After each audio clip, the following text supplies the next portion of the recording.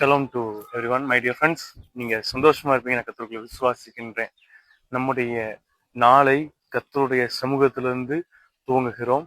அவருடைய வார்த்தையை விசுவாசிக்கிறவர்களாக நாம் துவங்குகிறோம். ஏன்னா ஒவ்வொரு நாளும் ஒவ்வொரு வார்த்தைகளை தந்து கர்த்தர் நம்மை நடத்தி வருகிறார். இன்றைக்கும் அவர் நமக்கு அளவில்லாமல் கிருபையை தந்திருக்கிறார் என்று உணர்த்துகிறார். ஏன்னா இன்னைக்கு நாம் வாழ்ந்து கொண்டிருக்கிற வாழ்க்கை, நாம் உண்ணுகிற உணவு, நம்முடைய லக்ஸரியஸ் லைஃப் ஸ்டைல் எல்லாமே கர்த்தரின் கிருபை. நமக்கு இருக்கிற பொறுப்புகள், நமக்கு இருக்கிற பதவிகள் கர்த்தரின் கிருபை. ஏன்னா அவருடைய கிருபை அவ்வளவு மிகுந்த உயர்ந்தது, அவ்வளவு பெரிய வல்லமை உள்ளது.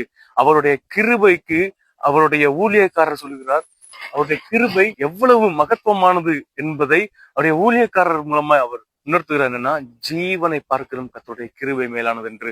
அதாவது ஒருவருடைய உயிரை பார்க்கலும் கர்த்தருடைய கிருபை பெரியது என்று. இன்றைக்கு நம்முடைய உயிர் நிற்பதற்கு காரணம் கர்த்தருடைய கிருபை. அவருடைய கிருபைக்கு அளவில்லை. அவர் நம்மை அவ்வளவாய் கிருபை தந்து நடத்தி கொண்டிருக்கிறார். அவ்வளவு அதிக கிருபைகளை கொடுத்து நம்மை ஆசீர்வதித்து நடத்தி வருகிறார்.